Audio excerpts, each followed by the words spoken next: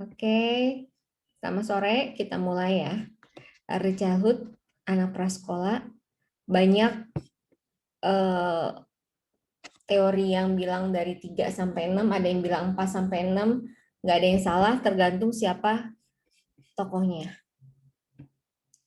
Nah, di sini saya cantumkan Papalia Old and Feldman 2009. Terus ada Bickler and Snowman dalam Patmono Dewo juga ini dia bilang 3 sampai 6 tahun ya. Early childhood atau yang dikenal dengan istilah anak prasekolah atau preschool bahasa Inggrisnya. Preschool, early childhood, preschool, prasekolah itu yang usia 3 sampai 6. Biasanya mengikuti program prasekolah dan kindergarten.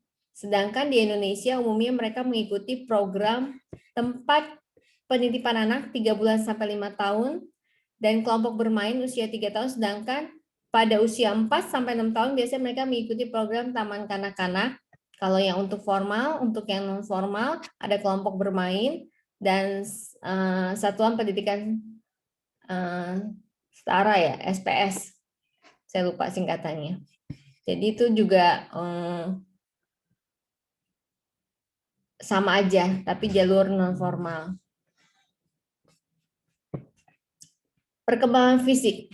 Nah, perkembangan fisik pada saat anak mencapai tahap prasekolah usia 3 sampai 6 tahun ada ciri yang jelas berbeda antara anak usia bayi dan anak prasekolah. Nih, di sebelah saya ada anak prasekolah lagi main game. Dengar gak kalau ada suara ayam itu Keaton ya? Lagi main game farm. Perbedaannya terletak dalam penampilan, proporsi tubuh, berat panjang badan, dan keterampilan yang mereka miliki. Dibandingkan masa sebelumnya, pada masa ini tingkat kecepatan pertumbuhan fisik mulai menurun, nggak secepatnya waktu zaman infansi lah, waktu fase masa infansi dan toddlerhood itu bayi batita mereka lebih cepat.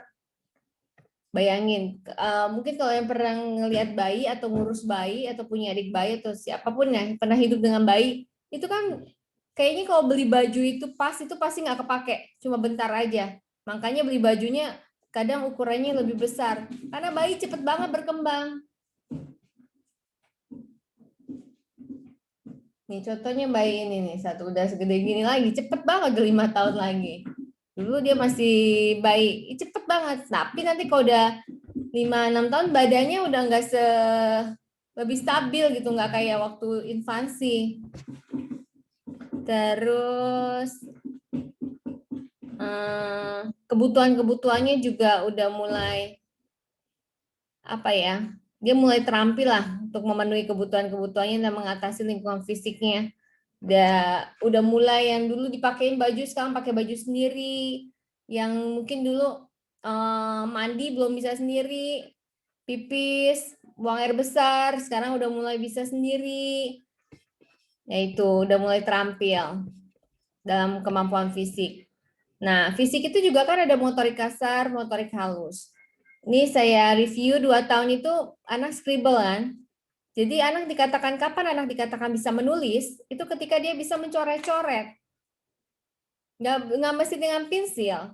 Dia bisa pakai krayon, pakai kapur. Pokoknya ketika dia mulai coret-coret itu dia udah berarti sudah fase menulis, scribble. Makanya di Maria Montessori, metode Montessori, mengatakan kalau writing before reading.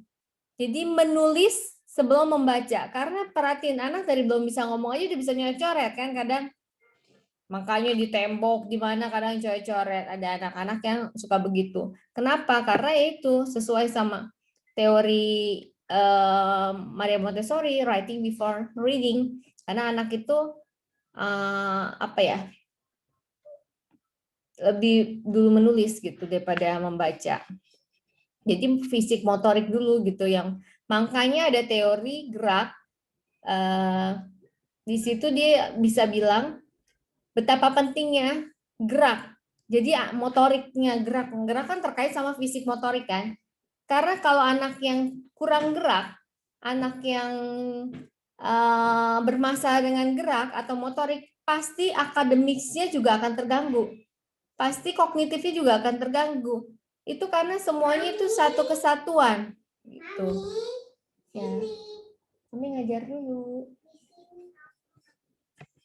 Usia 3 tahun umumnya mereka sudah mampu berjalan mundur. Dapat berjalan mengikuti garis lurus. Berjalan di atas jari kaki atau berjinjit. Dan lari mampu melempar bola dan menerima bola dengan kedua tangan yang diluruskan ke depan. Jadi usia 3 tahun dia udah bisa lempar. Lagi sakit perut deh. Nggak sakit itu. Nggak boleh ada suara. Nggak boleh ada suara dulu. Ayam. Bentar ya, ini si Ethan.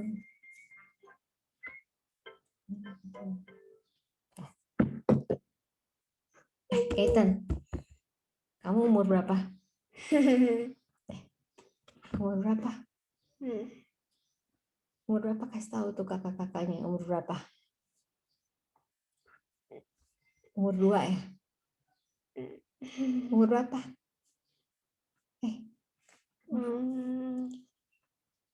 Ethan umur 5, kakak-kakak. Berarti masuk apa? Tahap perkembangan apa? Murder. Ada yang tahu? 5 tahun berarti masuk masa perkembangan apa?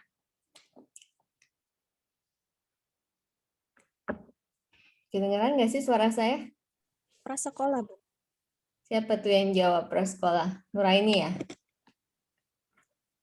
Ya, yang jawab dicatat Mel, dapat poin 1. Jadi Keaton 5 tahun masuk masa prasekolah atau early childhood. Nah, di usia ini tadi 3 ya, sekarang 4 tahun. Anak-anak telah memiliki keterampilan yang lebih baik lagi. Mereka mampu melambungkan bola, melompat dengan satu kaki. Bisa nggak melompat dengan satu kaki? Telah mampu menaiki tangga dengan kaki yang berganti-ganti. Terus 5 tahun nih usianya, 5 tahun. Mereka meloncat dengan mempertahankan keseimbangannya. Jadi kalau lompat nggak jatuh. Mereka telah mampu melompat dengan mengangkat kedua kaki, sekaligus belajar melompat tali. Tingginya kurang lebih 1 meter, 2 kali tinggi badan waktu lahir. Berat kurang lebih 21 kilo. Oh, berarti berapa? Belum nyampe tuh, kurang lebih 21 kilo kan ya. 5 kali berat badan waktu lahir. Datang tuh Berat 17,7. 17,7 ya. 6 tahun tuh ngapain? Nah, 6 tahun ngapain? Coba baca. Usia 6 tahun. Diharap. Apa itu? R ya? Itu huruf K. Diharapkan. Diharapkan itu ya, diharapkan anak sudah mampu melempar dengan tujuan yang tepat dan mampu Yang atasnya.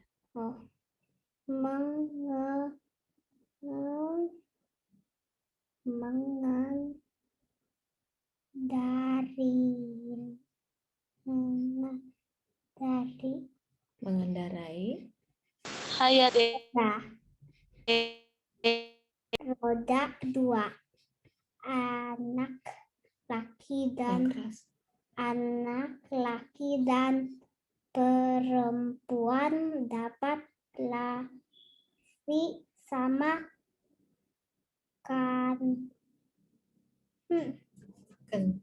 kencangnya dan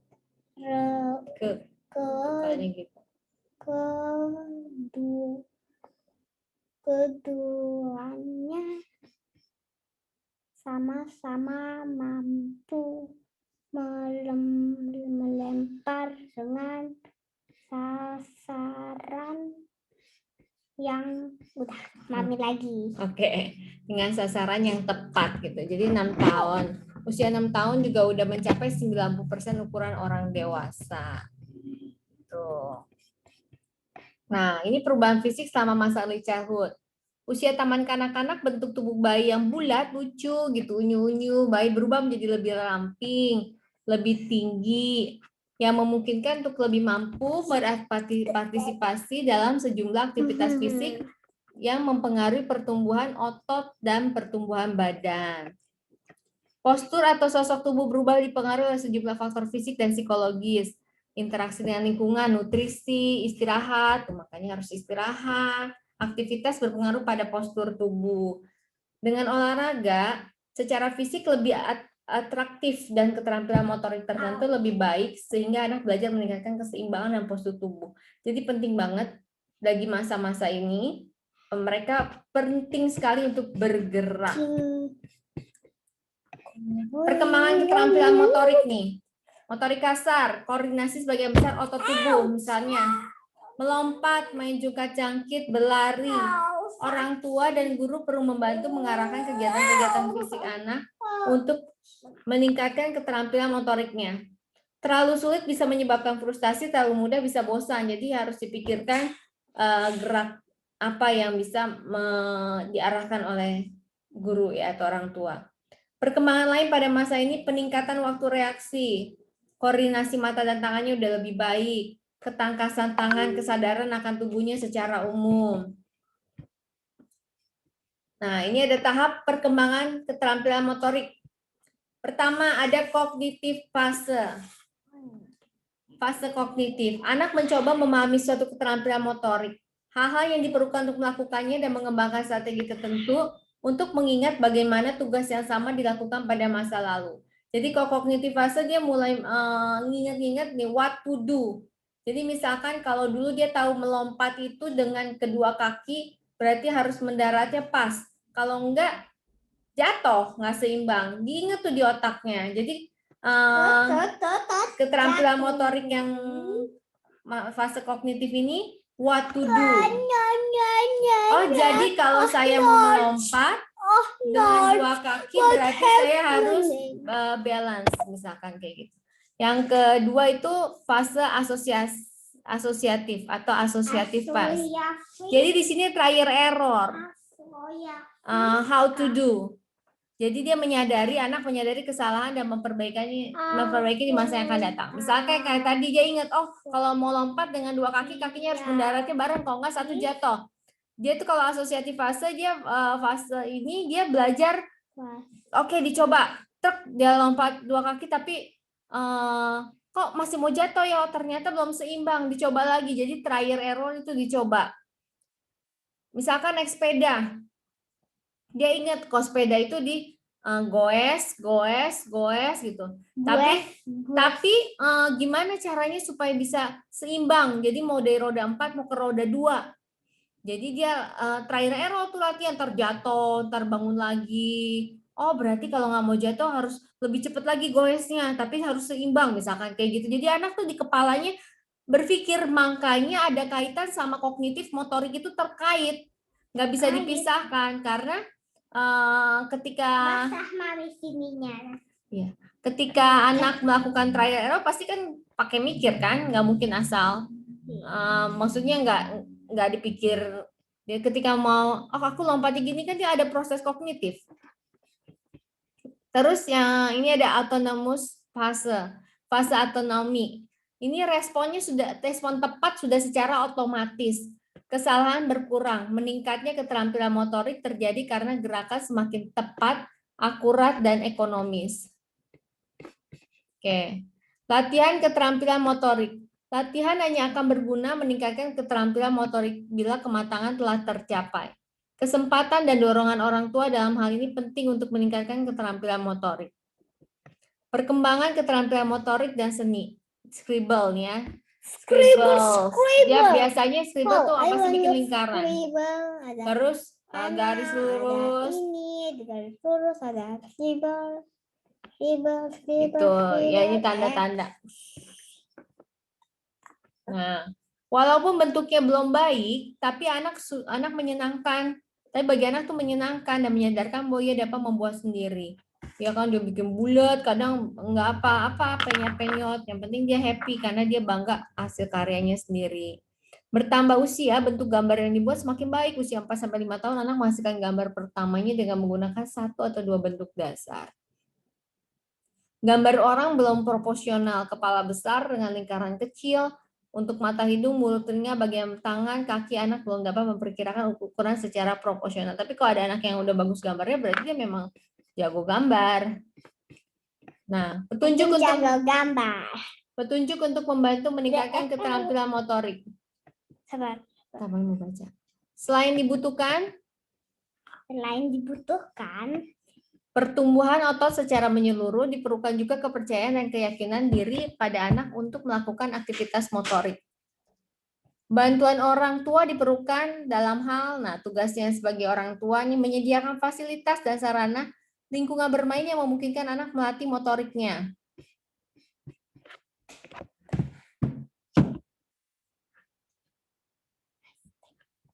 Terus hindari membanding-bandingkan anak. Oh, anak aku udah 4 loh sepedanya, roda 2 sepedanya, anak kamu belum misalkan. Itu bisa bikin anak cemas kalau dibanding-bandingkan. Jadi nggak boleh banding-bandingin anak kita sama anak orang gitu.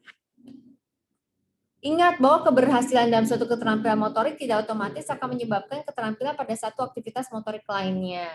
Sabar dalam menghadapi anak karena untuk mencapai keterampilan motorik butuh waktu dan usaha. Jadi untuk bisa roda 2 ya harus sabar karena nggak semua anak beda-beda. Ada yang cepat, ada yang lama belajarnya. Tergantung setiap anak. Unik, yang penting tetap mau berusaha.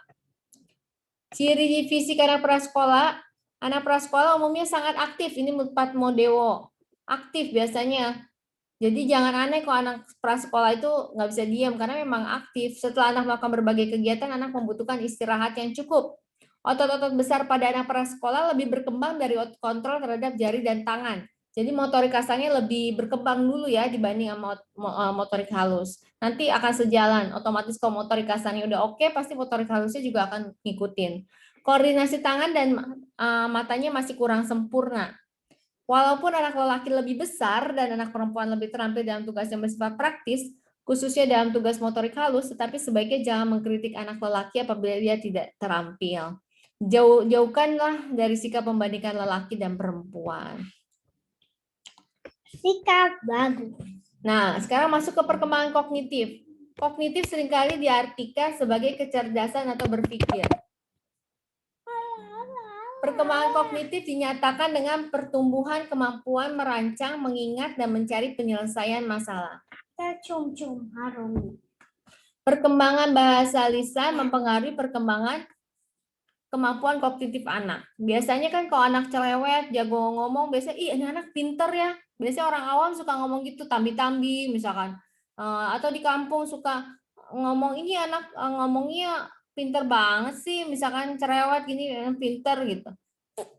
Mereka nggak ngerti teori perkembangan, mungkin orang bahari gitu, tapi mereka lihatnya kalau anak yang ngomongnya lancar, bisa jawab aja, bisa ngobrol, itu biasanya pintar. Tapi ternyata memang benar, perkembangan bahasa lisan mempengaruhi perkembangan kognitif anak gitu. Ada teori yang menyatakan demikian. Perkembangan kognitif juga memungkinkan anak prasekolah mampu berpikir secara kualitatif. 2003. Yaitu konsep-konsep lebih halus dan terelaborasi, lebih bisa menghubungkan, menganalisa gitu. Kalau anak prasekolah udah mulai lah, meskipun masih sederhana. Susah-susah baca. Enggak. Mana lihat. Perkembang, kedengeran kan suara saya? Kedengaran, Bu. Kedengaran. Kata itu nih, Mami udah lama capek-capek ngomong di mute. Nangis Mami kalau gitu. Perkembangan bahasa lisan mempengaruhi perkembangan kemampuan kognitif anak yang tadi saya udah jelaskan ya. Perkembangan kognitif juga memungkinkan anak prasekolah mampu berpikir, tadi udah juga. Keterbatasan pada masa ini adalah bahwa proses mental sebagian besar didasari oleh proses persepsi. Persepsi itu apa sih? Proses bagaimana kita memaknakan sesuatu dari apa yang dilihatnya. Misalkan kita ngelihat ini ya. Ini apa? Kalian lihat apa nih di tangan saya? Pensil. Ya, pensil misalkan. Tapi misalkan dari sana ngelihatnya kok kayak ini ya, misalkan kayak stick atau kayak coklat misalkan. Itu persepsi ya. Mana kayak stick? Kan dari berbagai sisi, Kitten. Ini misalnya pensil, itu namanya persepsi. Persepsi orang kan bisa beda-beda. Gitu. Jadi persepsi itu ada proses bagaimana seseorang memaknai sesuatu gitu menurut dia. Dari apa yang dilihatnya. Jadi kalau pensil dari sini dilihatnya pensil, misalkan kelihatannya sticknya. Karena ada itu ada green screen belakang. Ya, kalau misalkan dari sana belum tentu ngeliatnya sebagai pensil, misalnya kayak gitu ya. Oke, jadi daripada apa yang logis sesuai logika, jadi pakai persepsinya masih mikir. Misalnya anak yang pernah dicakar kucing dia akan bilang kucing itu jahat bu, ibu kucing itu jahat. Tapi buat anak yang ngelihat kucing yang sama mungkin persepsinya beda, kucingnya lucu gitu. Itu persepsi. Kucingnya jahat. Ya, itu beda-beda, itu namanya persepsi. Jadi bukan berdasarkan logika atau fakta dia, tapi berdasarkan persepsi aja, persepsi dia apa yang dilihatnya. Kalau dia pernah lihat kucingnya nyakar ya, dia kucing tidak baik. Kalau dia pernah lihat kucing yang baik-baiknya lucu gitu, itu persepsi. Persepsi. Mari pernah cakap. Pada umumnya, usia anak prasekolah dikaitkan dengan tahap perkembangan kognitif dari Mami, PAC. katanya waktu itu dia berantem sama anjing terus cakar Mami. Iya dulu ya, waktu kami kecil. Yakni tahap sensori motorik itu 0 sampai 2 tahun, tahap praoperasional itu 2 sampai 7 tahun. Jadi prasekolah itu masuk tahap praoperasional. Kecepatan perkembangan anak bersifat pribadi tidak selalu sama untuk masing-masing anak. Makanya every children are unique. Setiap anak unik, jadi nggak perlu dibanding-bandingin. Setiap anak pasti punya pace-nya masing-masing. Pace itu apa? Punya tahap perkembangannya masing-masing. Mungkin ada anak yang jago ngomong tapi dia nggak bisa menggambar, atau ada anak yang cepat perkembangan motoriknya, dia udah 4 tahun udah bisa roda 2 misalnya, tapi mungkin dia lambat di bicara. Ya itu nggak apa-apa, semuanya itu anak-anak kan karunia Tuhan gitu. Jadi kita harus bisa menerima dengan segala ketalentannya, potensinya. Ini aspek perkembangan kognitif menurut Brewer 1992 memiliki rentang perhatian yang meningkat. Dia udah bisa lebih tahan gitu ngelihat penjelasan guru. Bisa mengurutkan dan mengelompokkan objek. Yang merah-merah dari yang tinggi ke pendek. Dulu kita suka main, misalkan dia main di kelompokin yang merah-merah, yang beruang-beruang biru-biru, yang kuning-kuning hijau-hijau, terus kalau nggak dari yang tinggi sampai pendek. Dulu waktu itu pernah main sering banget set. Oh iya, balancing ya. Gitu. Terus bisa membedakan fantasi dan realitas. Itu cuma khayalan Ethan ya. Tapi tahu itu fakta, maksudnya itu yang real gitu, yang beneran terjadi. Sudah bisa mengenal warna primer, warna sekunder, bahkan mungkin sudah mengenal warna tersier. Sudah memiliki minat terhadap angka dan huruf. Nah, kayak tadi mungkin ada beberapa anak yang udah bisa baca, tapi ada yang belum, nggak apa-apa. Yang penting enjoy aja, happy. Cuman banyak kajian tadi. Iya, dapat mengingat kembali simbol-simbol, membayangkan benda yang tidak tampak secara fisik, udah mulai ya. Terus ini ciri kognitif anak prasekolah dan TK. Anak prasekolah umumnya telah terampil dalam berbahasa. Kompetensi anak perlu dikembangkan melalui interaksi, minat, kesempatan mengagumi dan kasih sayang. Perkembangan bahasa. Produk bahasa meningkat dalam kuantitas, keluasan, dan kerumitannya. Dalam membicarakan perkembangan bahasa, terdapat 3 butir yang perlu dibicarakan, yaitu perbedaan antara bahasa dan kemampuan berbicara. Terdapat 2 daerah pertumbuhan bahasa, yaitu bahasa yang bersifat pengertian atau reseptif, understanding, dan pernyataan atau expressive producing. Komunikasi diri atau bicara dalam hati. Perkembangan perbendaharaan bahasa, usia 18 bulan yaitu 25 kata. 3 tahun menjadi 1.800, kemudian per tahun bertambah 600 kata. Ada yang namanya kemampuan semantik. Semantik itu kemampuan untuk memahami arti kata. Terus ada kemampuan tata bahasa, itu dikenal dengan sintaktik. Semantik itu arti kata, semantik arti kata, sintaktik itu tata bahasa yang tepat, menunjukkan cara berpikir yang logis, organisir. Misalkan mau ngomong, Ibu, saya mau makan. Itu udah sintak, dia udah ada SPOK-nya, udah ada aturannya, tata bahasanya. Kan masih ada anak yang ngomong, mau makan mau Ibu, misalkan. Itu kan nggak berurutan, itu namanya perkembangan sintaktik. Terus ada yang namanya perkembangan pragmatik. Pragmatik itu apa? Penggunaan bahasa dalam konteks sosial. Jadi percakapan sehari-hari. Ya. Terus anak juga udah bisa bertanya, berdialog, menyanyi, dan berdoa. Anak-anak secara bertahap berubah dari melakukan ekspresi suara saja lalu berekspresi dengan komunikasi. Anak prasekolah biasanya telah mampu mengembangkan keterampilan berbicara melalui percakapan yang dapat memikat orang lain. Hal-hal di sekitar anak akan mempunyai arti apabila anak mengenal nama diri.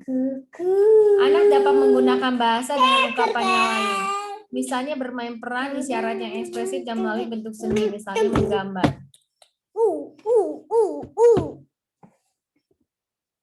Perkembangan sosial emosional.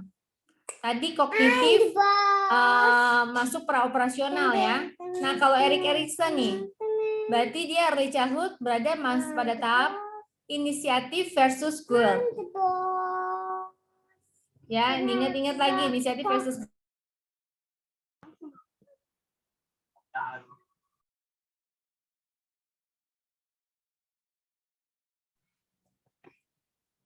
perkembangan sosial, perkembangan tingkah laku anak dalam menyesuaikan diri dengan aturan-aturan yang berlaku di dalam masyarakat, di mana anak berada.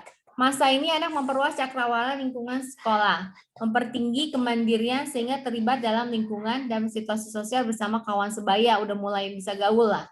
Dia mulai belajar sosialisasi, mulai punya teman dekat, mulai punya tahu, aku mau main ini. Aku mau main ini. Mulai punya pendapat lah. Terus Ayo itu apaan?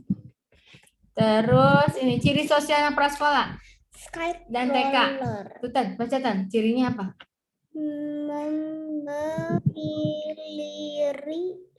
Memiliki suka kira memiliki satu atau dua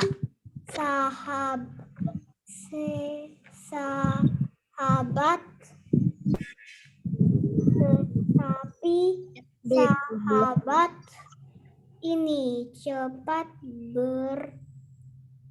berganti. Sahabat yang dipilih biasanya yang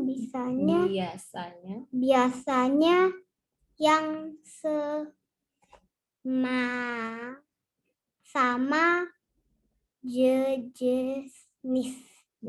jenis kelaminnya.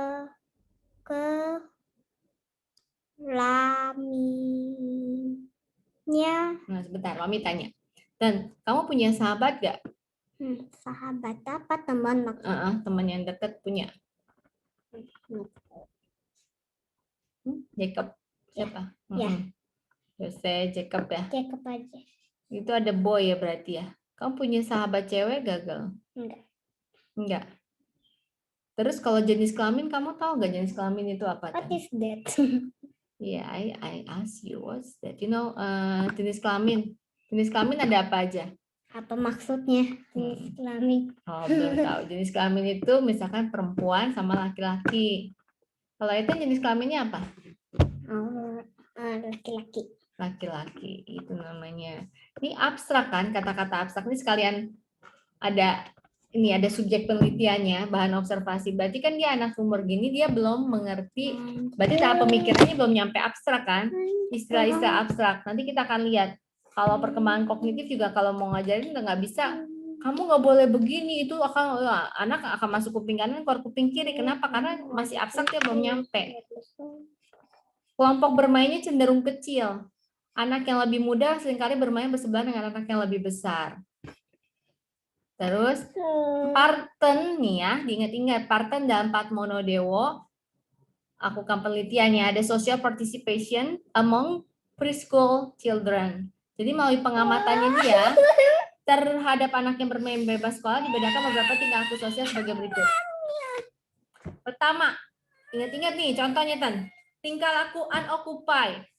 Unoccupied itu apa? Anak tidak bermain dengan sesungguhnya. Jadi nggak bermain dia kayak bermain tapi sebenarnya tidak bermain. Bermain soliter, dia main sendiri. Dengan menggunakan permainan. Ini contohnya nih. Tuh.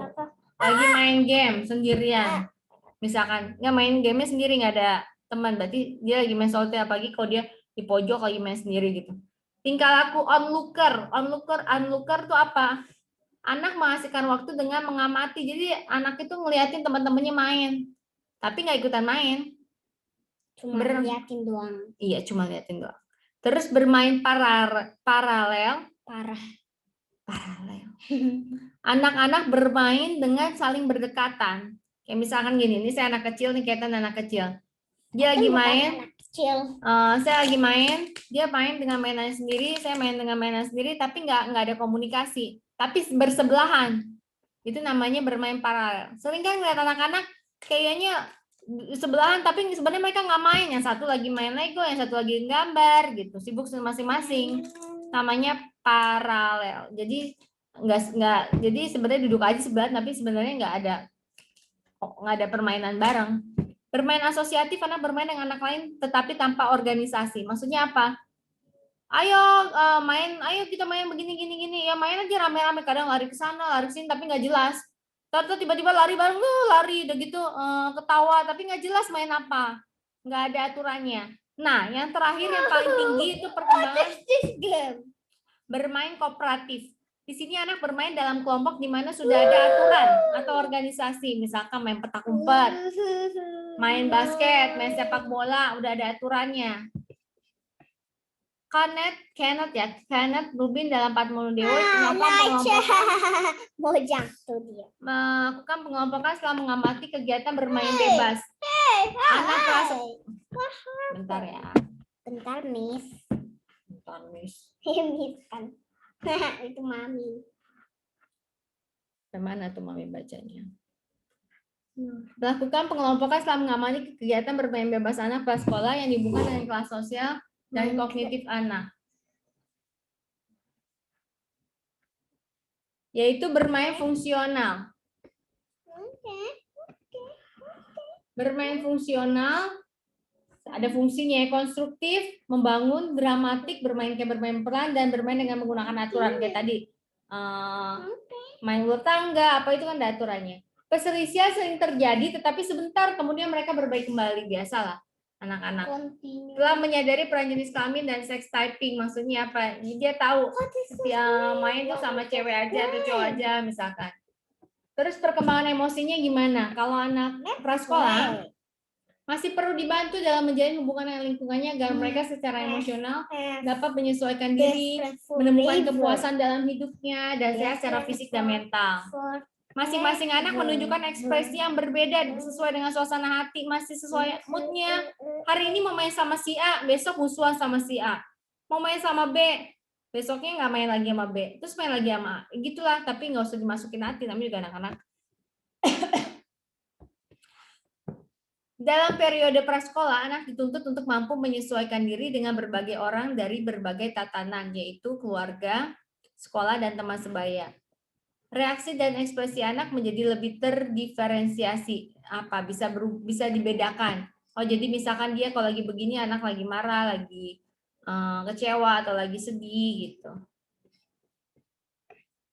Fear, rasa takut, meningkatnya imajinasi, kemudian meningkatkan rasa takut. Ada hantu. Atau nggak takut hantu. Ya. Terus tapi kalau udah ngeliatnya baru takut.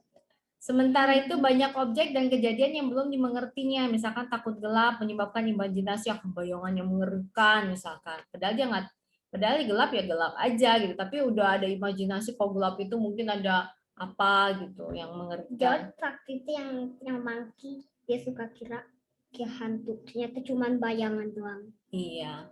Marah dan agresi. Ada dua macam agresi. Instrumental yaitu untuk mendapatkan objek, atau lebih umum hostile itu melukai orang. Itu dua macam agresi. Jadi anak ada yang dia kalau ngamuk, marah, dia lempar meja kuat banget ya, lempar mainannya dilempar. Itu berarti instrumental, agresi instrumental.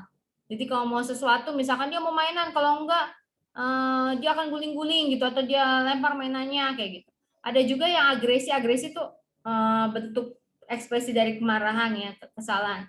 Hostile misalkan Dia nggak dikasih main sama temennya, dipukul temennya, itu hostile. Pelampiasan marah dan agresi dipengaruhi oleh apa? Jenis kelamin, di mana pria tampak lebih agresi karena lebih diterima, tapi sekarang nggak berlaku ya, banyak perempuan-perempuan lebih ganas, ya. Jadi nggak berlaku, tapi ini kan kata teorinya ya. Lingkungan rumah juga berpengaruh, orang tua yang agresif menjadi model bagi anak. Kalau papa mamanya tukang berantem, kalau berantem piring terbang, tangan melayang, misalkan. Ya anak juga ngelihat. Nah, itu juga nanti anak bisa jadi hostile juga gitu.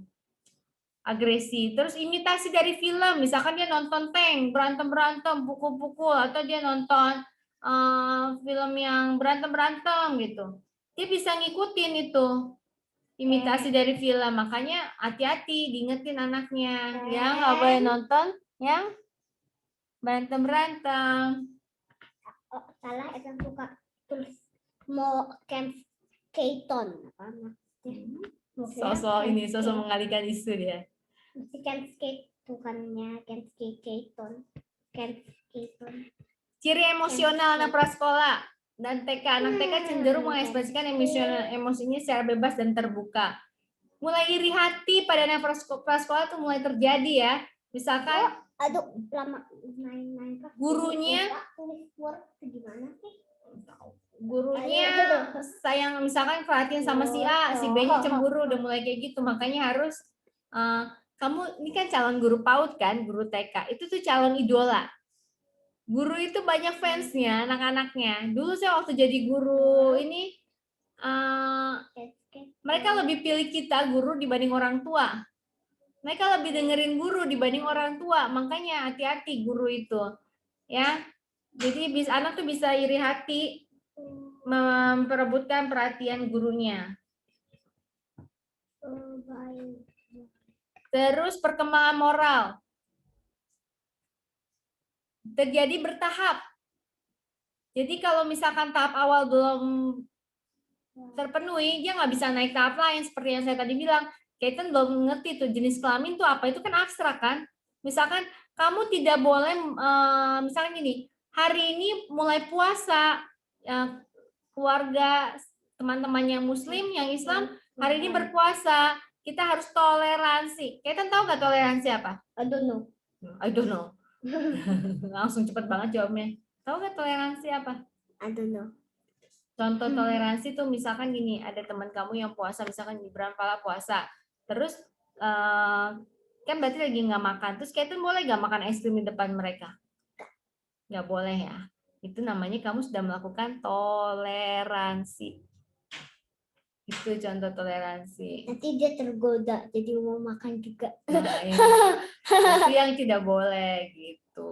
Itu contoh toleransi. Jadi itu ya, anak kan dia nggak ngerti langsung, tapi kalau dengan kasih penjelasan kayak gitu mungkin dia akan lebih paham. Tapi dia udah memiliki dasar-dasar dari sikap moralitas dan kelompok sosialnya. Tingkah laku yang bermoral artinya tingkah laku yang sesuai dengan nilai-nilai moral yang ada dalam satu kelompok. Di sini peranan orang dewasa, guru atau orang tua sangat besar dalam mendisiplinkan anak untuk berbuat baik. Usia 5-6 tahun, penanaman konsep-konsep moralitas pada anak-anak ini mungkin mengalami kesulitan disebabkan karena sifat-sifat egoisme anak yang sedang menonjol pada masa ini.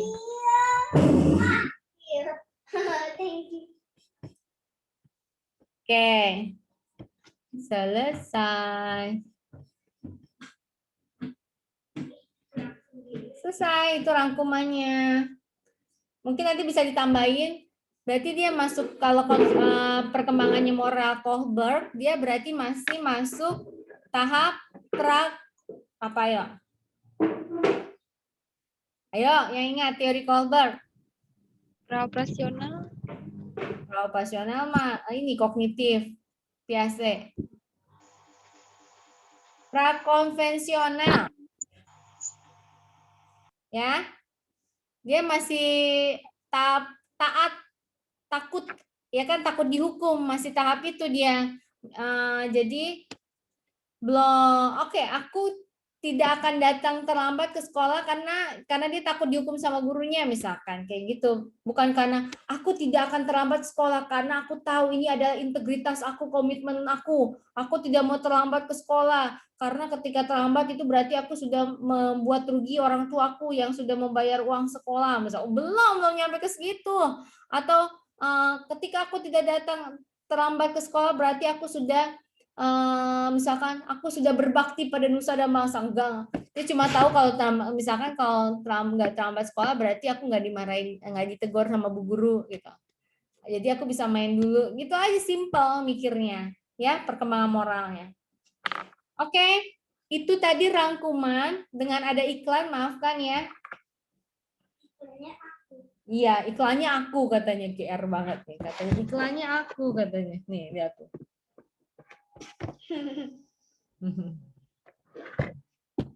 Jadi, ya ini contoh anak prasekolah. Nah, itu tadi nggak ada di situ, tapi saya mau tambahkan. Kalau Maria Montessori bilang ini tuh masa absorbent mind. Absorbent mind itu apa? Masa menyerap. Jadi usia prasekolah ini dia menyerapnya dengan sadar. Ketika dia infansi toddlerhood dia nggak sadar. 0 sampai 3 dia absorbent mind-nya tapi dia tidak sadar.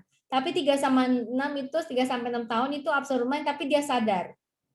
Intinya usia golden age kan suka dengar kan, usia PAUD itu golden age, kenapa? Karena itu 80% otak anak itu ketika PAUD. Jadi memang anak belajar apa aja itu di PAUD ini. Oke. Ada juga teorinya Maria Montessori tentang sensitive period. Bentar ya, ini nggak ada di PPT kita, ini pengayaan aja. Sensitive period.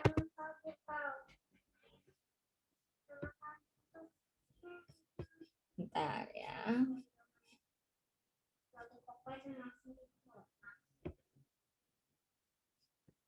Coba saya sharing materi ketika saya contoh ya.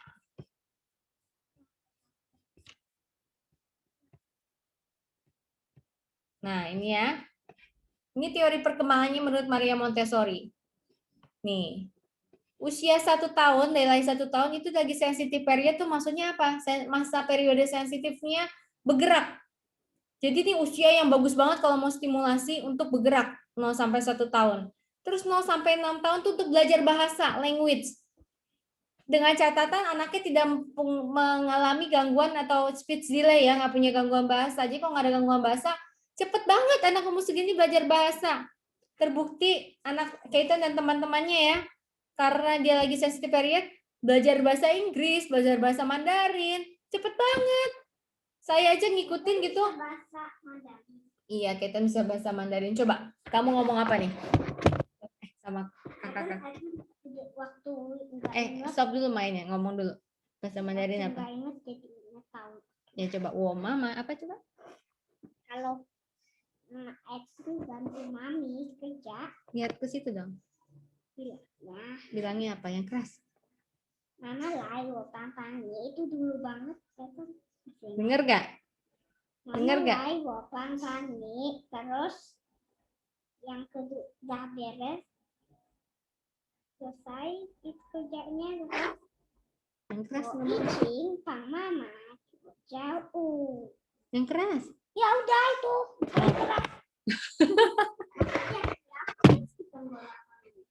Masa teriak-teriak sakit tenggorokannya? Kedengeran nggak? Cuma intinya dia belajar itu udah lama tapi sampai sekarang masih ingat. Itulah spons. Jadi bayangin otak anak tuh kayak spons. Tahu spons cuci piring? Spons? Ya tahu. Bukan nanya Ethan, mami nanya mahasiswa mami. Tahu Ethan katanya. Itu nyerap apapun yang dimasukin ya, makanya kita harus masukin yang baik-baik. Karena kalau yang jeleknya juga apapun tanpa filter anak itu menyerap. Makanya lingkungan tuh sangat berpengaruh. Ya, nanti usia 1 sampai 4 tahun dia sensitive periodnya small objek kecil.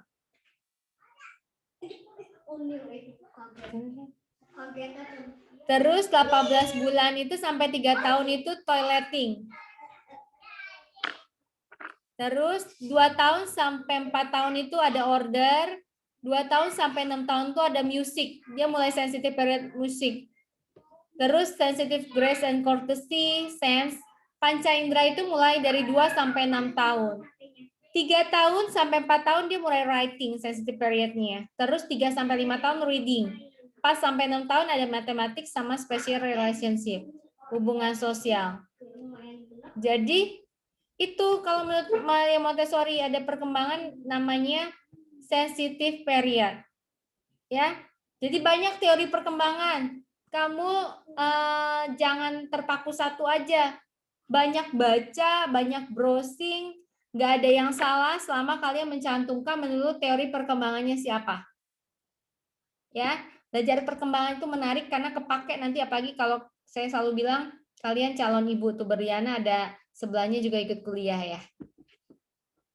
Nggak apa-apa Berliana. Oke. Sudah selesai materi early childhood.